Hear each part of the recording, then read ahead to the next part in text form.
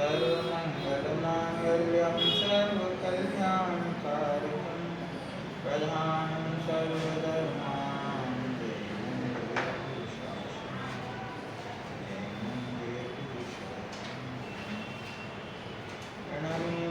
प्रणम्योणगिरं अनन्तवर्णानदंसंसहावं गोच्छामिनियं सारं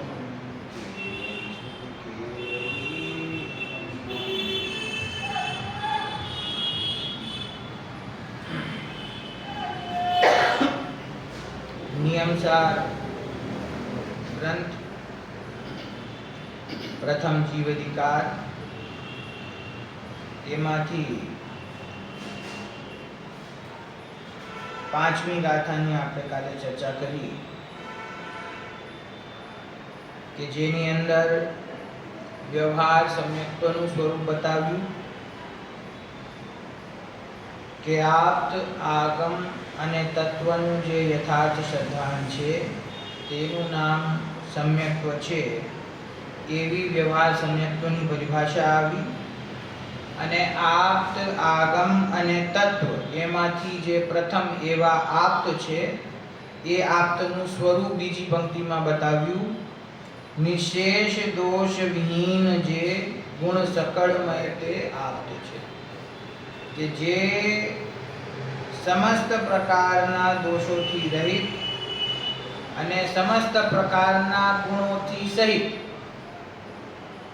एवा आपणा वितराग सर्वज्ञ परमात्मा देव आप्त होय छे एमनुं यथार्थ श्रद्धान एनुं नाम सम्यक्त्व छे। तो श्रद्धान केवुं होवुं जोईए के एमनुं स्वरूप पहेला ख्यालमां होय तो श्रद्धान थाय।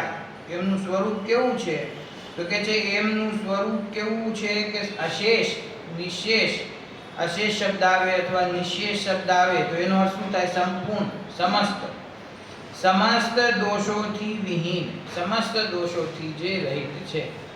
जगतमां एक तो नाना वर्णादि दशना वर्णादि कर्म छे जे आवरण रूप छे अने मोहराग द्वेषना विकारी भावो छे। तो आप्त कोने कहेवाय के जेने ज्ञानावरण दशनावरण रूप आवरणनो अभाव थयो छे एटले के एना ज्ञान उपर हवे कोई पण प्रकारनुं प्रतिबंध आवरण छे नहीं अने जेने मोह राग द्वेष आदि समस्त विकारी भावोनो संपूर्णपणे अभाव थयो छे एटले कोई पण प्रकारनो दोष पण जेमने हवे बाकी नथी। तो जेमनुं ज्ञान परिपूर्ण छे अने जेनी अंदर कोई पण प्रकारनो विकार नथी तेथी तेमने सकल विश्वना कोई पण पदार्थ संबंधी कोई पण प्रकारनी शंका आवे बाकी नथी अने कोई पण प्रकारनी शंका जेने न होय एने शुं कहेवाय एने नियमसारमां कह्युं के जेने शंका नथी तेनुं नाम आप्त छे। एटले के सर्वज्ञ परमात्मा छे तेओ आप्त छे समस्त दोषोथी रहित छे अने समस्त गुणोथी सहित छे। समस्त गुण एटले शुं के जे आत्मामां रहेला अनंत गुणो छे ए गुणो परिणतिमां पूर्णपणे प्रकट थया एनुं नाम सकल गुणोथी सहित छे। एम स्वभावथी जोवा जईए तो जगतना जे जेटला जीव छे बधामां गुणो तो छे ज अनंत गुणोथी सहित प्रत्येक जीव छे पण परिणमन अपेक्षाए कह्युं परिणतिमां प्रकटतानी अपेक्षाए कह्युं के जीवना जेटला अनंत गुणो छे ते परिणतिमां पूर्णपणे प्रकट थया छे एनुं नाम सकल गुणमय। तो के छे जेमने समस्त दोषोनो अभाव छे अने जे समस्त गुणोथी सहित छे एवा आप्त छे। आ रीते आप्तनुं आगमनुं अने तत्वनुं सम्यक श्रद्धान ते व्यवहार सम्यक्त्व छे। हवे पांचमी गाथानी टीका पूर्ण करता श्लोक कहेवामां आवे छे। फरीथी आचार्य अहींया 12मा नंबरनो श्लोक हवे कहे छे पांचमी गाथा पछी आर्या छंद छे भव भय भेदिनी भगवती बोलो पेज नंबर 11 भव भय भेदिनी भगवती ભવતઃ કિમ ભક્તિરત્ર ન સમસ્તિ ભવતઃ કિં ભક્તિરત્ર ન સમસ્તિ ભવતઃ કિમ ભક્તિરત્ર ન સમસ્તિ ભવતઃ કિં ભક્તિરત્ર ન સમસ્તિ તર્હિ ભવાં બુદ્ધિમત્ય તર્હિ ભવાં બુદ્ધિમત્ય ગ્રાહમુખાંતર્ગતો ભવસી ગ્રાહમુખાર્ગતો ભવસી ફરીથી ગ્રાહમુખાંતર્ગતો ભવસી ગ્રાહમુખાંતર્ગતો ભવસી શું કે છે ભવ ભય ભેદની ભગવતીમ ભવતઃ કિમ ભક્તિ અત્ર ન સમસ્તિ એક સંધિનો નિયમ તમને સામાન્ય કહી દઉં જેથી આગળ હંમેશા ખ્યાલ રહે અહીં એક શબ્દ આવ્યો ભક્તિરત્ર તો ભક્તિરત્ર છે ને એનો સંધિ વિચ્છેદ તમે કરો તો ભક્તિ એટલે વિસર્ગ આવે ભક્તિ પ્લસ વિસર્ગ અને બીજો શબ્દ જે એમાંથી નીકળીને આવે અત્ર નીકળે રત્ર નથી અત્ર સંધિનો નિયમ શું કે છે વિસર્ગ અને આગળના શબ્દમાં અ હોય તો એ બંને મળીને ર બની જાય બરોબર સમજી ગયા આવો પ્રયોગ ઘણી જગ્યાએ તમને સંધિઓમાં જોવા મળશે તો તેમાં શબ્દ આવી જાય છે વચ્ચે ર તો કોઈકને એમ થાય કે આ ખોટું છપાઈ ગયું છે તો હાથે આમ કાપીને લોકો હાથું કરી નાખે એ બરાબર જ છે વ્યવસ્થિત છપાયેલું છે ભક્તિ અત્ર વિસર્ગ આવે પ્લસ અ ભેગું થાય તો રત્ર થઈ જાય જુદું થાય તો ભક્તિ અત્ર શું કે છે એટલે ઓલા બે ટપકા આવે બે ટપકા ભવના ભયને ભેદનારા આ ભગવાન પ્રત્યે શું તને ભક્તિ નથી આ આપ્તની મહિમા કરે છે ને ભવ ભય ભેદની ભગવતી કે જેમણે આ ભવના ભયનો અભાવ કર્યો છે એનું ભેદન કર્યું છે એવા ભગવાન પ્રત્યે તને ભક્તિનો ભાવ નથી આવતો એમ પૂછે છે આચાર્ય જો તને ભક્તિનો ભાવ આપ્ત પ્રત્યે જીવવાણી પ્રત્યે તત્વ પ્રત્યે ભક્તિનો ભાવ નથી આવતો તો શું કે છે તરહી ભવાંબુધિ મધ્ય ભવાંબુધિ એટલે ભવ રૂપી સમુદ્ર આંબુધિ કોને કહેવાય સમુદ્ર એ કહે છે કે જે સંસાર રૂપી સમુદ્ર છે એના મધ્યમાં ગ્રાહ કોને કહેવાય મગરમચ્છ ગ્રહણ વાળું નથી આ ગ્રાહ એટલે મગરમચ્છ તો કહે છે કે જો તને દેવશાસ્ત્ર ગુરુ અને તત્વ પ્રત્યે ભક્તિનો ભાવ નથી આવતો તો તું આ સંસાર સમુદ્રની મધ્ય ગ્રાહ એટલે મગરમચ્છના મુખની અંદર તું બેઠો છે એમ કહે છે એ ખાલી સંસાર સમુદ્ર નહીં સંસાર સમુદ્રમાં તો છે જ એમાં પણ મગરમચ્છના મુખની અંદર છે એટલે કહેવાનો અર્થ શું કે તને આમાંથી બહાર નીકળવાનો કોઈ રસ્તો છે નહીં જે સંસાર સમુદ્રની મધ્ય રહેલો જીવ છે એને જો આ ભવથી પાર ઉતારનારા ભવના ભયનો ભેદ કરનારા એવા જે વિતરાગ સર્વજ્ઞ પરમાત્મા છે એમની વાણી છે એમના માર્ગે ચાલનારા ગુરુઓ છે એ જે તત્વ છે એ તત્વ પ્રત્યે આગમ પ્રત્યે જો ભક્તિનો ભાવ ના આવે ભગવાન પ્રત્યે જો ભક્તિનો ભાવ ના આવે તો તું ભવ સમુદ્રની મધ્યમાં રહેલા મગરના મુખમાં છે એ મગરમચ્છના મુખમાં કોઈ જીવ હોય એક તો સમુદ્ર એમાં મગર એના મુખની અંદર તો એના બચવાનો રસ્તો શું છે તેવી જ રીતે આ દેવશાસ્ત્રની શ્રદ્ધા વગર પાંચ ઇન્દ્રિયના વિષયરૂપી મગરમચ્છના મુખમાં આપણે ફસાઈ ગયા છીએ તો પછી નીકળવાનો રસ્તો એમાંથી બીજો કોઈ છે નીકળવાનો રસ્તો આ એક જ છે કે પહેલા એને દેવશાસ્ત્ર ગુરુનું સાચું સ્વરૂપ સમજાય સાત તત્વનું એને સાચું સ્વરૂપ સમજાય અને સ્વરૂપનો નિર્ણય કરીને એ પોતાના આત્મ સ્વભાવની ઉર્ધ્વતા રાખીને પુરુષાર્થ કરે તો એ જીવ મોક્ષ માર્ગમાં આગળ વધી શકે છે આ તો જે વ્યવહાર સમ્યક્તની વાત છે વ્યવહાર સમ્યક્ત એટલે કે અંતરંગમાં નિશ્ચય સમ્યક્તની સાથે બહારમાં રહેલું જે પરિણામ છે એની વાત છે કે જે હજી એને દેવશાસ્ત્રનું શ્રદ્ધાન પણ ન હોય તો પછી એને આ માર્ગ જ ખ્યાલમાં ના આવે જે મુક્તિનો માર્ગ છે એ માર્ગ પણ એ જીવને ખ્યાલમાં આવતો નથી તો આ ટીકાકાર આચાર્ય દેવની ભાવના છે કે જો તને આપ્ત આગમ અને તત્વનું શ્રદ્ધા ન હોય, એમના પ્રત્યે ભક્તિનો ભાવ ન હોય, તો હજી ભવ સમુદ્રની મધ્યમાં મગરના મુખમાં રહેલા છીએ આપણે. એટલે આ સમ્યક દર્શનનું કારણ છે એમ નહીં, પણ સહજ રૂપે આ હોય જ. સહજ રૂપે હોય છે, સહજ રૂપે હોય છે. મોક્ષના પ્રકાશકમાં એ વાત આવી છે, જેમ કે વ્રતાદિકની વાત આવી, તો કે જે વ્રતાદિક સમ્યક્ત્વ પહેલા હોઈ પણ શકે અને ન પણ હોઈ શકે. કોઈ જીવ વ્રત ધારણ કરી લે, સમ્યક તો હજી ન થયું હોય, કાર્યકારી નથી, પણ ધારણ તો કરી શકે ને. વ્રતાદિક એને હોય પણ અને ન પણ હોય, આવશ્યક નથી, કમ્પલસરી નથી, પરંતુ સાચા દેવશાસ ગુરુનું શ્રદ્ધાન કમ્પલસરી છે. દેવશાસ ગુરુનું શ્રદ્ધાન જો એને ન હોય, તો પછી એને માર્ગનો વિશ્વાસ કેવી રીતે આવે? તો પછી એને માર્ગ સમજાય કેવી રીતે? તો દેવશાસ ગુરુનું શ્રદ્ધાન, સાચા દેવશાસ ગુરુનું શ્રદ્ધાન અને એમના સિવાય અન્ય જે છે એ મોક્ષ માર્ગમાં હિતકારી નથી એવું શ્રદ્ધાન, એ પહેલા જીવની ભૂમિકામાં પાકે છે, પછી એ જીવને સમ્યક્ત્વની પ્રાપ્તિ થાય છે. બરાબર? જો હવે 6 નંબરની ગાથા છે. આ ગાથાની અંદર કે જે વિતરાગ સર્વજ્ઞ પરમાત્મા છે, જેમને અહીંયા આપ્ત કહેવામાં આવ્યા, આપણે હંમેશા સાંભળીએ છીએ કે 18 દોષથી રહિત હોય છે. અનંત પરમાત્મા છે એ 18 દોષોથી રહિત છે. એ જ પરમાત્મા છે. એ 18 દોષો કયા છે, એમના નામ અને એમની સામાન્ય પરિભાષા એ આગળની આ 6ઠી ગાથામાં બતાવી છે. આપણે ગાથા વાંચીએ એકવાર પ્રાકૃતમાં.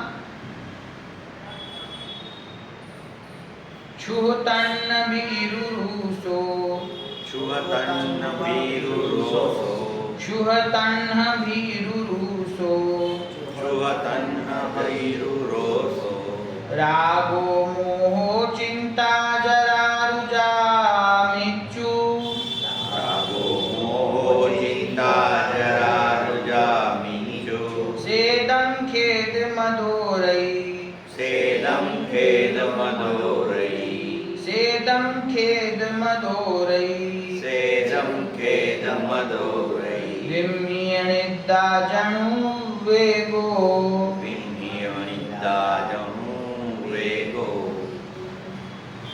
ભય રોષ રાગ શુધા તૃષા મદ મોહ ચિંતા જન્મને રતિ રોગ નિદ્રા સ્વેદ ખેદ જરાદિ દોષ 18 છે. શુદા, તૃષા, ભય, રોષ, રાગ, મોહ, ચિંતા, જરા, રોગ, મૃત્યુ, સ્વેદ, ખેદ, મદ, રતિ, વિસ્મય, નિદ્રા, જન્મ અને ઉદ્વેગ. આ રીતે 18 દોષ છે. જગતના જે સંસારી જીવો છે, જે 4 ગતિઓમાં ભ્રમણ કરી રહ્યા છે, એમને આ 18 દોષો બધા મોજૂદ છે. અને જે જીવ અનંત દશાને પ્રાપ્ત કરે છે, એમને આ 18 દોષોનો અભાવ થઈ જાય છે. તો અનંત પરમાત્માને, સિદ્ધ પરમાત્માને, અનંતને અભાવ થઈ ગયો તો સિદ્ધને તો અભાવ છે. તો એ જે આપ્ત છે, જે દેવ પદ છે, જે અનંત અને સિદ્ધ પરમાત્મા છે, એ કોઈ પણ જીવને આ 18 દોષો હોતા નથી. આ સમસ્ત 18 દોષોનો એમને ત્યાગ હોય છે. બરાબર? બહુ સમજવા જેવું તો આમાં વિસ્તાર નથી, પણ આપણે ખાલી પરિભાષાઓ વાંચી જઈએ જેથી કરીને આપણને ખ્યાલમાં આવે. આ 18 દોષોના સ્વરૂપનું કથન છે.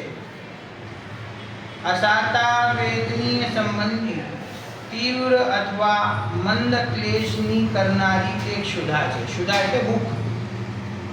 અર્થાત વિશિષ્ટ ખાસ પ્રકારના અસાતા વેદની કર્મના નિમિત્તે થતી જે વિશિષ્ટ શરીર અવસ્થા, તેના ઉપર લક્ષ્ય જઈને મોહનીય કર્મના નિમિત્તે થતું જે ખાવાની ઈચ્છા રૂપ દુઃખ, તે ક્ષુધા છે. આ એક પોઈન્ટમાં સમજી લેવું તો આગળ બધામાં આપણને ખ્યાલ આવી જાય. શું કહ્યું? કે અસાતા વેદની કર્મથી આ જીવ દુખી થાય છે. તો શું કામ દુખી થાય છે? કે શરીરની અવસ્થા વિશેષ એવી બને છે કે એને દર થોડી વારમાં એને ભૂખ લાગે છે, એને ભોજન ગ્રહણ કરવાની ઈચ્છા થાય છે. તો અસાતા વેદની કર્મના વિશિષ્ટ પ્રકારના અસાતા વેદની કર્મના ઉદયમાં આ જીવ દુખી થાય છે ભોજન માટે. એને શું કહેવાય? ક્ષુધા રૂપી રોગ. હવે અહીંયા સમજવાની વાત શું છે? જે 8 કર્મ છે આશીષભાઈ, 8 કર્મોમાંથી જીવને દુખી અનુભવ કરવામાં જે નિમિત્ત રૂપ કર્મ છે એ કયું છે? મોહ. અસાતા વેદનીનો ઉદય હોય એમાં જીવ દુખી થતો નથી. અસાતા વેદનીના ઉદયમાં મોહનીય કર્મના ઉદયથી પરદ્રવ્યમાં જોડાઈને સ્વયંને સુખી અથવા દુખી જીવ અનુભવે છે. મને થયો. હા, મોહની કર્મ ના હોય તો બીજું કોઈ પણ કર્મ તમને સુખી દુખી થવામાં નિમિત્ત ના બની શકે. તો ખરેખર તો મોહની કર્મના બે ભેદ થયા. દર્શન મોહની અને ચારિત્ર મોહની. દર્શન મોહની એટલે વિપરીત શ્રદ્ધા અને ચારિત્ર મોહની એટલે કષાય ભાવ. તો જે વિપરીત શ્રદ્ધાન પૂર્વકનો જે કષાય ભાવ છે, મોહરાગ દ્વેષના પરિણામ છે, ખરેખર તો એ જ જીવને દુખી કરે છે. કોઈ નિર્ધન વ્યક્તિ હોય, મજૂર હોય, સવારથી સાંજ મજૂરી કરે અને એને 100, 200, 400 રૂપિયા મળે અને રાતે ઘરે જઈને માંડ એને પોતાના ભોજનની અને પરિવારના ભોજનની વ્યવસ્થા કરી હોય, સમજી ગયા? એમાં શાક ના હોય, દાળ ના હોય, સુકાયેલી રોટી ખાતો હોય, પણ એ ખાઈને સંતુષ્ટ થઈને સૂઈ જાય, આરામથી સૂઈ જાય, તો એને સાતા વેદનીનો ઉદય છે. અને કરોડપતિ વ્યક્તિ હોય અને રાતે ઊંઘ ના આવે કે મારે કાલે આમ કરવાનું છે, આમ કરવાનું છે, આ પૈસાનું શું થશે, આ ક્યાંથી આવશે, આની સુરક્ષા કેવી રીતે કરવી, તો એને અસાતા વેદનીનો ઉદય છે. સમજાય છે? સાતા અને અસાતા વેદનીનો ઉદય બહારમાં મળેલું જે સુખ દુઃખ રૂપ સંયોગ છે એનાથી નથી, પરંતુ એ સંયોગમાં સ્વયંને કઈ રીતે સુખી દુખી અનુભવે છે એનું નામ સાતા અથવા અસાતા વેદની કર્મ છે. કારણ કે એ મોહની કર્મ સાથે જોડાયેલું છે. મોહની કર્મનો ઉદય થાય તો એમાં 5 ઇન્દ્રિયના વિશે સુખ મળે અને સ્વયંને સુખી માને તો એને સાતા વેદની કહેવાય, અને એને સ્વયંને દુખી માને તો એને અસાતા વેદની. બરાબર છે ને? તો અહીંયા એ જ કહ્યું, બ્રેકેટમાં શું કહ્યું?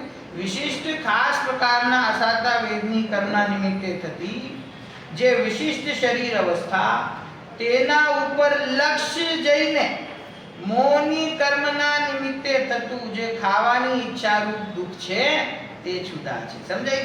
એટલે દર વખતે આમાં આધારે દોષમાં ગણી લેવું. મોહની કર્મનો ઉદય હોય એનાથી સ્વયંને દુખી જીવ અનુભવ કરે છે. બીજું, અસાતા વેદની સંબંધી તીવ્રતર એટલે કે વધારે તીવ્ર, મંદ અથવા મંદતર પીડાથી ઉપજતી તે તૃષા છે. અર્થાત વિશિષ્ટ અસાતા વેદની કર્મના નિમિત્તે થતી જે વિશિષ્ટ શરીર અવસ્થા, તેના ઉપર લક્ષ્ય જઈને મોહની કર્મના નિમિત્તે થતું જે પીવાની ઈચ્છા રૂપ દુઃખ તે તૃષા છે. બરાબર? તૃષા એટલે તરસ, પાણીની તરસ. ત્રીજું, આ લોકનો ભય, પરલોકનો ભય, અરક્ષા ભય, અભુક્તિ ભય, મરણ ભય, વેદના ભય અને અકસ્માત ભય, એમ ભય 7 પ્રકારે છે. ત્રીજો જે દોષ કયો? ભય. હજી એ ભયના ભેદ અહીંયા બતાવી દીધા. કોઈકને આ ભાવમાં ભય લાગતો હોય કે મારું શું થશે, કોઈને પરલોકનો ભય છે કે હું અન્ય ભાવમાં જઈશ ત્યારે મને કેવી સ્થિતિ મળશે, અનુકૂળતા મળશે કે નહીં મળે, તો એવો ભય હોય છે. અરક્ષા ભય કે અમારી રક્ષા અત્યારે કોણ કરશે, સરકાર તો ધ્યાન દેતી નથી, આમ છે તેમ છે, જીવ દુખી થતો હોય કે અમારી રક્ષા કરનાર કોઈ છે નહીં.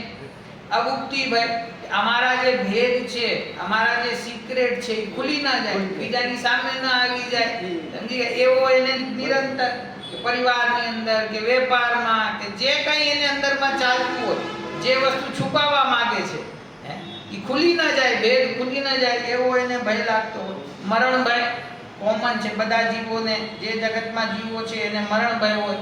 વેદના ભય કે અમને કોઈ કષ્ટ ના આવી પડે, અને અકસ્માત ભય કે અમારો કોઈ એક્સિડન્ટ ના થઈ જાય, અકસ્માત ના થઈ જાય, બરાબર. એવા ભય 7 પ્રકારનો ભય છે જે આપતો હોય છે. અનંત પરમાત્મા છે એમને આ કોઈ પણ પ્રકારના ભય હોતા નથી. ક્રોધી પુરુષનો તીવ્ર પરિણામ તે રોષ છે. ક્રોધી જીવ હોય અને એને તીવ્ર ક્રોધ આવે કોઈ અન્યને પ્રતિકૂળ જાણીને, અને ક્રોધનો પરિણામ આવે તો તે રોષનો ભાવ છે. તો ભગવાન હોય તો ભગવાનને કોઈ પ્રત્યે ક્રોધ આવે કે ના આવે? જો જે એમની પૂજા ન કરતો હોય, એમની ભક્તિ ન કરે, અન્ય જીવોને દુઃખ પહોંચાડે, તો એવા જીવ ઉપર તો ક્રોધ આવે કે ન આવે? તો કહે છે કે તો પૂર્ણ વિતરાગ થઈ ગયા, જેમને રાગ, દ્વેષ, મોહ આદિ સમસ્ત વિકારી ભાવોનો અભાવ થયો છે. તો ભક્ત ઉપર પ્રેમ અને જે દુર્જન છે એના ઉપર ક્રોધ, એવા ભાવ એમને હોતા. રાગ પછી નેક્સ્ટ જે દોષ છે એનું નામ છે રાગ. કે જે રાગ પ્રશસ્ત અને અપ્રશસ્ત હોય છે. દાન, શીલ, ઉપવાસ તથા ગુરુજનોની વૈયાવૃત્તિ વગેરેમાં ઉત્પન્ન થતો તે પ્રશસ્ત રાગ છે. અને સ્ત્રી સંબંધી, રાજા સંબંધી, ચોર સંબંધી તથા ભોજન સંબંધી વિકથા કહેવાના ને સાંભળવાના કૌતૂહલ પરિણામ તે અપ્રશસ્ત રાગ છે. એટલે રાગના જેટલા પણ ભેદ હોય, તીવ્ર રાગ, મંદ રાગ. પ્રશસ્ત અને અપ્રશસ્ત તમે જરા કહો. પ્રશસ્ત એટલે એ જ શુભ, દેવગુરુ શુભ, શાસ્ત્રો શુભ. શુભ. પ્રશસ્ત એટલે શુભ રાગ અને અપ્રશસ્ત એટલે અશુભ રાગ. સમજ્યા? મંદ કશાયરૂપ ભાવ થાય, દેવશાસ્ત્ર ગુરુના નિમિત્તે કહ્યું ને. શું કહ્યું? દાન, શીલ, ઉપવાસ, ગુરુજનોની વૈયાવૃત્તિ વગેરેમાં જે રાગ ઉત્પન્ન થાય તે પ્રશસ્ત એટલે શુભ રાગ છે. અને 4 પ્રકારની વિકથાઓ છે, એને સાંભળવામાં એમાં જે કૌતૂહલ થાય, એમાં આનંદ આવે, રાગ દ્વેષની વાતોમાં, એ છે એ અપ્રશસ્ત રાગ છે. બરાબર. કૌતૂહલ પરિણામ તે અપ્રશસ્ત રાગ છે. 4 પ્રકારના, છઠ્ઠું કયું છે આગળ? રાગ પછી મોહ. 4 પ્રકારના શ્રમણ સંગ પ્રત્યે વાત્સલ્ય સંબંધી મોહ તે પ્રશસ્ત છે, અને તે સિવાયનો મોહ અપ્રશસ્ત જ છે. શું કહ્યું? 4 પ્રકારના શ્રમણ સંગ પ્રત્યે. 4 પ્રકાર કયા છે? જુઓ, નીચે લખ્યું છે. શ્રમણના 4 પ્રકાર આ પ્રકારે છે નીચે: ઋષિ, મુનિ, યતિ અને અણગાર. વૃદ્ધિ વાળા શ્રમણ તે ઋષિ છે. અવધિ જ્ઞાન, મન પર્ય જ્ઞાન અથવા કેવળ જ્ઞાન વાળા શ્રમણ તે મુનિ છે. આ પરિભાષાઓ જુઓ આગમની, આપણને ખ્યાલમાં ન હોય. વૃદ્ધિ વાળા શ્રમણ હોય એને ઋષિ કહેવાય, રિદ્ધિ જેને પ્રગટ થઈ છે. અવધિ જ્ઞાન, મન પર્ય જ્ઞાન અથવા કેવળ જ્ઞાન વાળા શ્રમણ તે મુનિ છે. કેવળ જ્ઞાન વાળાને પણ અહીંયા મુનિ કહ્યા છે, કે જેમને અવધિ જ્ઞાન, પ્રત્યક્ષ જ્ઞાન જેમને પ્રગટ થયા છે ને, તો એમને અહીંયા મુનિ કહે. સાધુ તો છે જ, 5 મહાવ્રત 28 ગુણોનું પાલન તો છે જ, પરંતુ જેમને આગળ જતા અવધિ જ્ઞાન, પછી મનાપર્ય જ્ઞાન પ્રગટ થાય અને કેવળ જ્ઞાન પણ જો પ્રગટ થાય, તો એ તો હવે તો ભલે અનંત અને સિદ્ધ બની જશે, પણ દશા તો હજી 12માં મુનિની જ છે ને. ઉપશમક અથવા છપક શ્રેણીમાં આરૂઢ શ્રમણ તે યતિ છે. યતિ જો આ છે બધા પર્યાયવાચી, પણ પર્યાયવાચીની અંદર પણ કંઈક વિશેષતા છે કે જે ઉપશમ અથવા છપક શ્રેણીમાં આરૂઢ છે, એટલે કે 8મા ગુણ સ્થાનથી ઉપરની સ્થિતિમાં જે છે તે બધા યતિ છે, અને સામાન્ય સાધુ તે અણગાર છે. સમજી ગયા? જે 6-7મા ગુણ સ્થાન વાળા છે તે અણગાર છે. આ પ્રમાણે 4 પ્રકારનો શ્રમણ સંઘ છે. આ બધી ચર્ચા છે ઈ રત્નકર્ણ શાવકાચાર આદિ ચરણાની યોગના ગ્રંથો છે, તો એમાં વિસ્તારથી આવે છે. કોઈને વિશેષ રુચિ હોય તો ત્યાંથી અભ્યાસ કરો. શું કહ્યું કે મોહ છે, તો ઈ મોહ 2 પ્રકારનો કયો? પ્રશસ્ત અને અપ્રશસ્ત. બરાબર. તો જે દર્શન મોહની છે એની વાત નથી કરતા અહીંયા અત્યારે. આમાં શું કહે છે? 4 પ્રકારનો જે શ્રમણ સંઘ છે, સાધુઓનો સંઘ છે, એના પ્રત્યેનો વાત્સલ્ય હોય તો એ પ્રશસ્ત રાગ છે, પ્રશસ્ત મોહ છે. અને એના સિવાયનો જેટલો પણ મોહ છે એ બધો અપ્રશસ્ત મોહ છે. આ બધો ચારિત્ર મોહમાં છે. હા, આ ચારિત્ર મોહમાં. અને પ્રશસ્ત અને અપ્રશસ્ત બંને પ્રકારનો મોહ અનંત પરમાત્માને હોતો નથી. એમ ધર્મરૂપ, હવે આગળ કયું છે? ચિંતા. ધર્મરૂપ તથા શુક્લરૂપ ચિંતન, એટલે કે ચિંતા, વિચાર પ્રશસ્ત છે, અને તે સિવાયનું આર્તરૂપ અને રૌદ્રરૂપ ચિંતન તે અપ્રશસ્ત જ છે. 4 પ્રકારના ધ્યાન કયા? તો એને ચિંતવન કહ્યું અહીંયા, અને ચિંતવનનું બીજું નામ ચિંતા. તો કે છે કે આર્ત રૌદ્રરૂપ ધ્યાન હોય તો તે અપ્રશસ્ત છે, અને ધર્મરૂપ ધ્યાન ને શુક્લરૂપ ધ્યાન છે તે પ્રશસ્ત છે. બરાબર. તિર્યંચો તથા મનુષ્યોને વયકૃત એટલે આયુકૃત દેહ વિકાર, વયને લીધે થતી શરીરની જીર્ણ અવસ્થા તે જ જરા છે. જરા એટલે કે વૃદ્ધપણું, ગઢપણું. બરાબર ને? હા. વાત, પિત્ત અને કફની વિષમતાથી ઉત્પન્ન થતી કલેવર એટલે કે જે શરીર આપણું છે એ શરીર સંબંધી પીડા તે જ રોગ છે. સાદી સનિધન એટલે કે જે ઉત્પન્ન પણ થયું છે અને જેનો નાશ પણ થાય છે. સાદી સનિધન આપણે અનાદિ નિધન કહીએ ને, એનો વિપરીત સાદી સનિધન મૂર્ત ઇન્દ્રિયો વાળા વિજાતીય નર નારકાદી વિભાવ વ્યંજન પર્યાયનો જે વિનાશ તેને જ મૃત્યુ કહેવામાં આવ્યું છે. મૃત્યુ એટલે શું? કે આ જે વિજાતીય છે ને આપણા શરીરથી, આપણા આત્માથી ભિન્ન આ વિજાતીય જે સંયોગ થયો છે વ્યંજન પર્યાયનો, જેમાં આ શરીર મૂર્ત રૂપ છે, જેમાં આપણી ઇન્દ્રિયો મૂર્ત રૂપ છે, એવા આ શરીરનું સંયોગ છૂટી જવું એનું નામ મૃત્યુ છે. એવું મૃત્યુ અનંત પરમાત્માને નથી હોતું. સાદીનો મતલબ શું? સાદી એટલે આદિ સહિત, એટલે કે જેની શરૂઆત થાય છે, જેનો પ્રારંભ થાય છે. અનાદિનો વિપરીત, એનું નામ સ પ્લસ આદિ. એટલે આપણે જે સાદી જે રૂટીનમાં વાપરી એ જ વસ્તુ છે. સાદી અનંત ને અનાદિ અનંત. હા, એ જ છે. સાદી એટલે કે પ્રારંભ સહિત, અને સનિધન એટલે કે જેનો અભાવ પણ થાય છે. આ પૂર્વનો ભવ છોડીને આ વર્તમાન ભવમાં આપણે આવ્યા તો આ શરીર મળ્યું ને, મનુષ્ય શરીર, તો ત્યાં સાદી એટલે આનો પ્રારંભ થયો, અને જ્યારે મૃત્યુ થાય ત્યારે એનો અભાવ થયો. તો આ શરીર જે મૂર્ત રૂપ છે, જેમાં ઇન્દ્રિયો મૂર્ત રૂપ છે, એમાં એનો વિનાશ થવો એનું નામ મૃત્યુ છે. એ મૃત્યુ એટલા માટે એમ કહ્યું કે કઈ જીવ તો મરી જતો નથી. આ શરીરનો સંયોગ થાય અને સંયોગ થયા પછી વિયોગ થઈ જાય તો એનું નામ મૃત્યુ છે.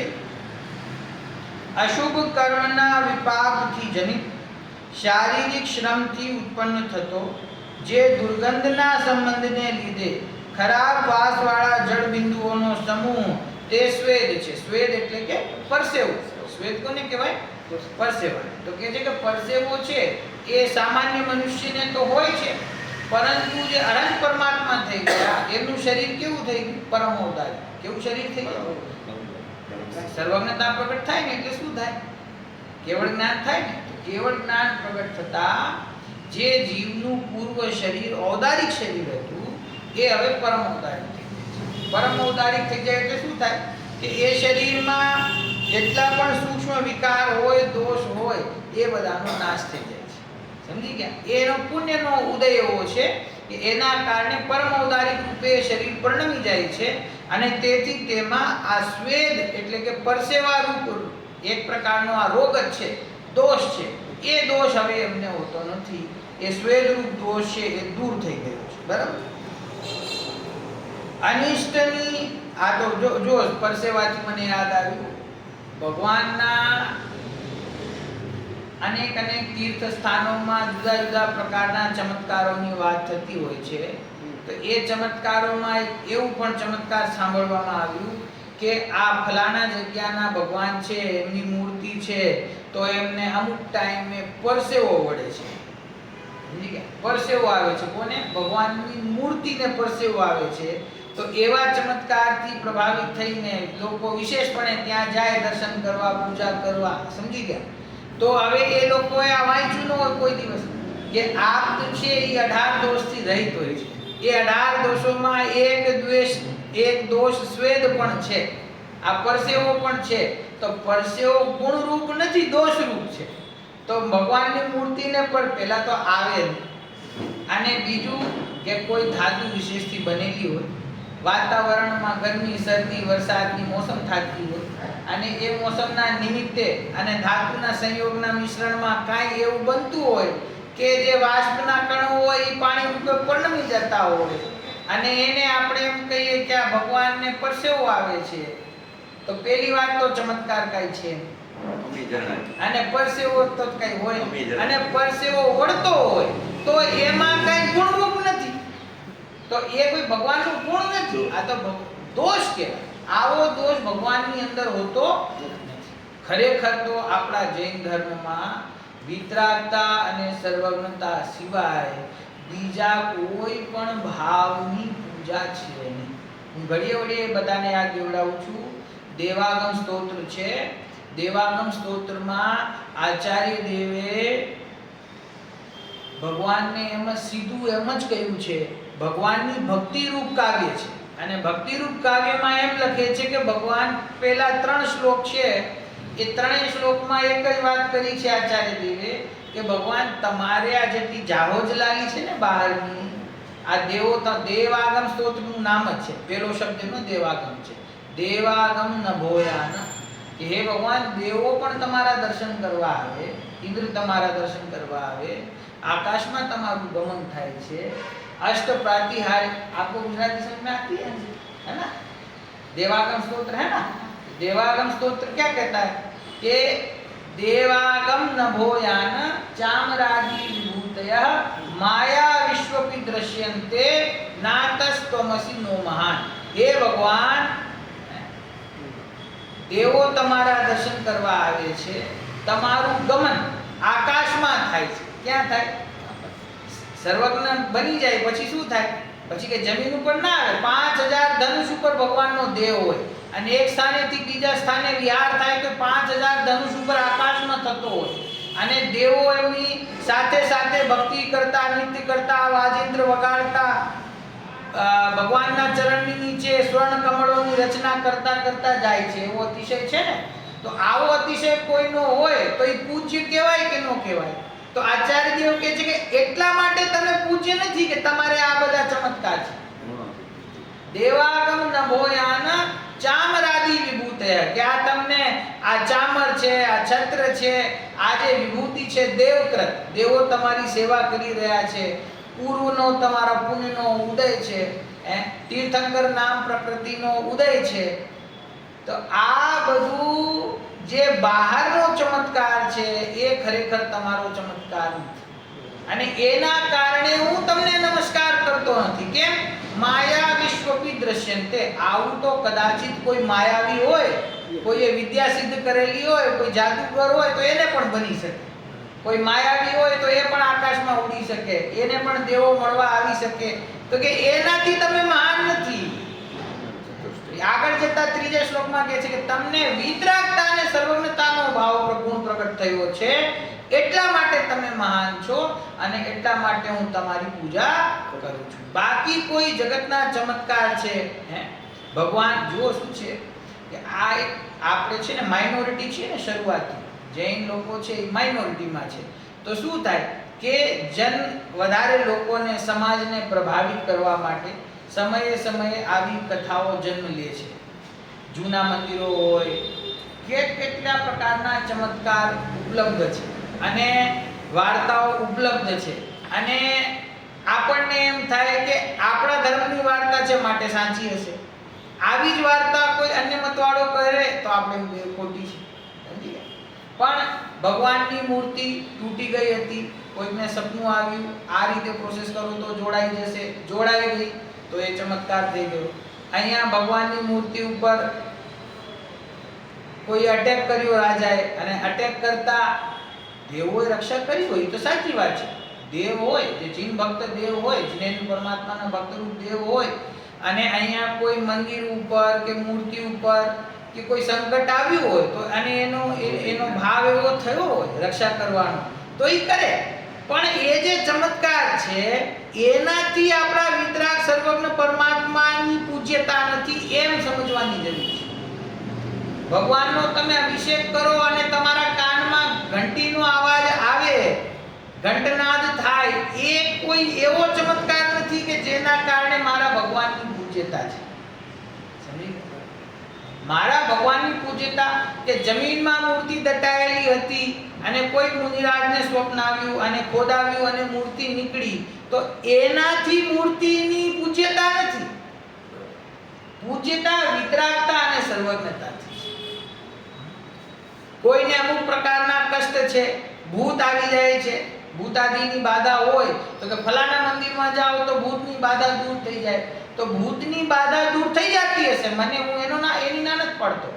એ ભૂતની બાધા દૂર થઈ જાય તેથી મારા ભગવાનની પૂજ્યતા છે એમ નથી. સમજી? બાળકો નથી થતા ને વાં દર્શન કરવા જાય ને બાળકો થઈ જાય, આના કરતા તો મોટો મિથ્યા તો કોઈ બીજો છે નહીં. વિતરાગ પરમાત્મા પાસે જઈને અને બાળકો માંગે તો કે મૂર્ખ કહેવાય, મૂર્ખ. વિતરાગ પરમાત્મા સર્વજ્ઞ પરમાત્માનું જે સ્વરૂપ છે, જૈન ધર્મમાં જે પણ જીવ છે એની એકમાત્ર ઈચ્છા, એકમાત્ર ભાવના જે છે તે ભાવના છે કે મને પણ શીઘ્રાતિ શીઘ્ર મોક્ષની પ્રાપ્તિ થાય, મને પણ અનંત સુખ પ્રગટ થાય. એના સિવાય એની કોઈ બીજી ઈચ્છા હોતી નથી. પાંચ ઇન્દ્રિયના ભોગના વિષયો તો સહેજે મંદ કશાય ભાવ હોવાથી પુણ્ય બંધાતો હોય અને એનો ઉદય આવે ત્યારે સહજતાથી એને આ બધી લૌકિક સામગ્રી મળી રહે છે. પણ લૌકિક સામગ્રી માટે થઈને કોઈ ભગવાન પાસે આપણે જતા નથી અને આપણા ભગવાન કંઈ દેતા પણ નથી. અહીંયા આપણે 18 કોષ વાંચીએ છીએ તો હમણાં નામ આવી ગયા ને, क्षुधा, तृषा, भय, रोष, राग, मोह, चिंता. तो भगवान ने राग નથી. તમે કઈ ભગવાન પાસે ઈચ્છા કરો અને ભગવાન તમને સુખી કરે તો એના માટે એની અંદર તમારા પ્રત્યે રાગ તો હોવો જોઈએ ને. પણ એને તમારા પ્રત્યે રાગ છે જ નહીં, કે તમારા પ્રત્યે નહીં, જગતના કોઈ પણ જીવ પ્રત્યે રાગ નથી.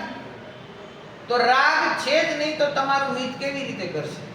અને દ્વેષ પણ છે નહીં, ક્રોધ નામ આવી ગયું, રોષ, રોષ પણ એમને છે નહીં તો કોઈનું ખરાબ પણ કરતા નથી અને કોઈનું સારું પણ કરતા નથી. કે ભગવાનની અંદર અનુકંપા હોય, દયા હોય, એ ભગવાન છે એ એમના ભક્તોની રક્ષા કરે, એમને સુખી કરે એવો અનુકંપા શબ્દ બોલે તો અનુકંપા બોલે તો સારું લાગે સાંભળવામાં, રાગ બોલે તો ખરાબ લાગે, અનુકંપા બોલીએ તો સારું લાગે. પણ રાગ અને અનુકંપા એક જ વાત છે. અનુકંપા એટલે દયા ને. હા, દયા. તો દયા છે એ રાગનો પરિણામ છે કે વિતરાગતાનો પરિણામ છે? રાગનું. રાગનો પરિણામ છે ને. તો એ અનુકંપા ભગવાનને ભક્તો પ્રત્યે હોય કે ના હોય? વિતરાગને. આ વિતરાગ બોલે મોઢેથી કે ભગવાન વિતરાગ છે, ભગવાન વિતરાગ છે, પણ સ્વરૂપ સમજતો નથી જે વિતરાગનો. પણ અનુકંપા હોય કે ના હોય? ભગવાન ભક્તો પ્રત્યે દયાનો ભાવ હોય કે ના હોય? કે દયા કહો કે અનુકંપા કહો કે પ્રેમ કહો કે વાત્સલ્ય કહો, બધા રાગના જ પ્રકાર છે. એ રાગ જ્યાં સુધી છે ત્યાં સુધી જીવને પૂર્ણ વિતરાગ દશા પ્રગટ થતી નથી. અને વિતરાગ દશા પ્રગટ થઈ જાય પછી રાગ બાકી રહી જતો નથી. સમજી ગયા? આ એટલે મેં અહીંયા કહ્યું કે અહીંયા શું કહ્યું? શારીરિક શ્રમથી ઉત્પન્ન થતો જે દુર્ગંધના સંબંધને લીધે ખરાબ વાસવાળા જળ બિંદુઓનો સમૂહ તે સ્વેદ છે, તે પરસેવો છે. એવો સ્વેદ દોષ ભગવાનને હોતો નથી. અનિષ્ટની પ્રાપ્તિ અર્થાત કોઈ વસ્તુ અનિષ્ટ લાગવી તે ખેદ છે. જુઓ, ભગવાનને કોઈ પણ વસ્તુનો ખેદ નથી. કોઈ પણ વસ્તુ જગતની એમને અનિષ્ટ લાગતી નથી. સર્વ જનતાના જન સમાજના કર્ણમાં અમૃત રેડતા સહજ ચતુર કવિત્વને લીધે, સહજ સુંદર શરીરને લીધે, સહજ ઉત્તમ કુળને લીધે, સહજ બળને લીધે તથા સહજ ઐશ્વર્યને લીધે આત્મામાં જે અહંકારની ઉત્પત્તિ છે તે મદ છે, એટલે માન કશાય મદ છે. બરાબર? આ શરીરના નિમિત્તથી મારો અવાજ સારો હોય, મારું શરીર સારું હોય, મારું રૂપ સારું હોય તો જીવને અભિમાન હોય છે કે હું સુંદર છું, હું બળવાન છું, હું પૈસાવાળો છું, મારી પાસે આમાં બધા વિસ્તારથી નામ આપણે વાંચીએ રત્નકરની શાહુકાચારમાં કે મારું કુળ આવું છે, તમે ઓળખતા નથી મારા પિતાજી કોણ છે, મારા માતાનું કુળ આવું છે. ઘણા પ્રકારથી એ જીવ છે એ માન કષાય ધારણ કરે છે. એને મદ કહેવામાં આવે છે. એ માન કષાય અથવા મદ એ અનંત પરમાત્માને, વિતરાગી પરમાત્માને હોતું નથી. મનોજ્ઞ એટલે કે મનપસંદ વસ્તુઓમાં પરમ પ્રીતિ તે જ રતિ છે. એ રતિનો ભાવ પણ એમને છે નહીં. પરમ સમરસી ભાવની ભાવના રહિત જીવોને એટલે કે પરમ સમતા ભાવના અનુભવ રહિત જીવોને ક્યારે પૂર્વે નહીં જોયેલું જોવાને લીધે થતો ભાવ તે વિસ્મય છે. કે જેમની અંદર સમતાનો ભાવ નથી એમને વિસ્મય થાય. વિસ્મય એટલે આશ્ચર્ય, આનંદ સહિત આશ્ચર્ય. કોઈ કાર લીધી મોટી, ઓહો આવી સરસ કાર. કોઈ ઘર બનાવ્યું, ઓહો આવું સરસ ઘર. આ જે વિસ્મય થાય ને, એ વિસ્મય કોને થાય? કે જેને પોતાના સ્વભાવની સ્થિરતા નથી એને બહારની વસ્તુ જોઈને વિસ્મય થાય. એ વિસ્મય ભગવાનને હોતો નથી.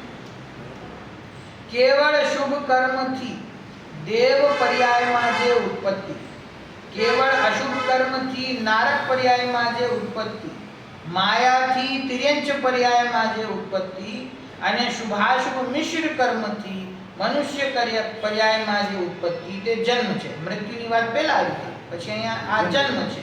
તો આ હવે જે જન્મ થઈ ચૂક્યો એ થઈ ચૂક્યો. નવીન જન્મનો દોષ હવે અનંત પરમાત્માને થવાનો છે નહીં. બરાબર?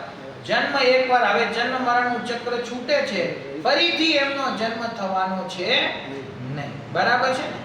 તો જે જન્મ થાય, અવતાર થાય, ભગવાન મોક્ષમાં જતા રહે, પછી પાછા અવતાર લે કે ના લે? જે મોક્ષમાં વયા ગયા, સુખી થઈ ગયા, પછી ભક્તોનો ઉદ્ધાર કરવા માટે ફરીથી અહીંયા સંસારમાં આવીને અવતાર લે કે ના લે?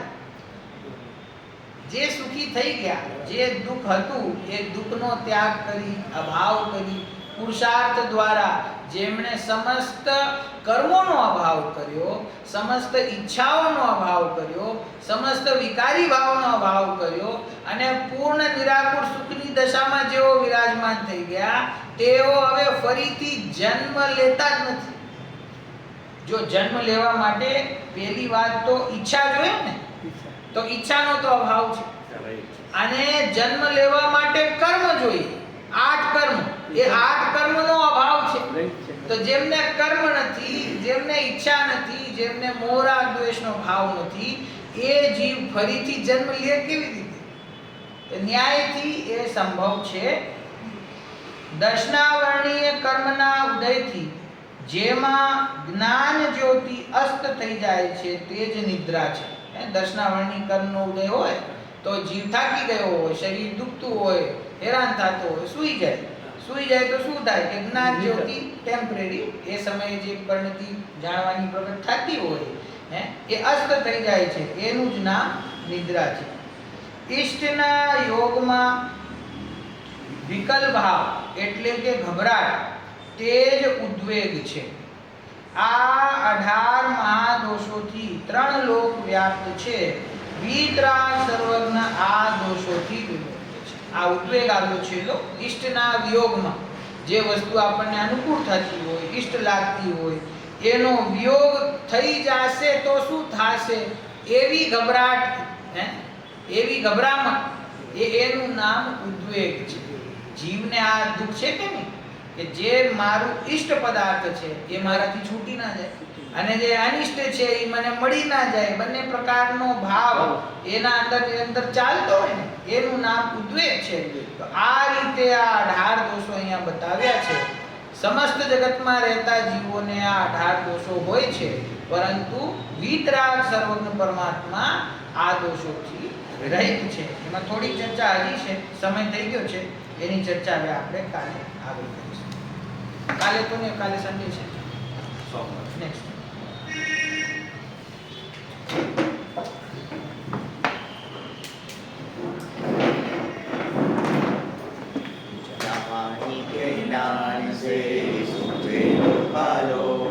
સોવાણી મસ્તક નમો સદા.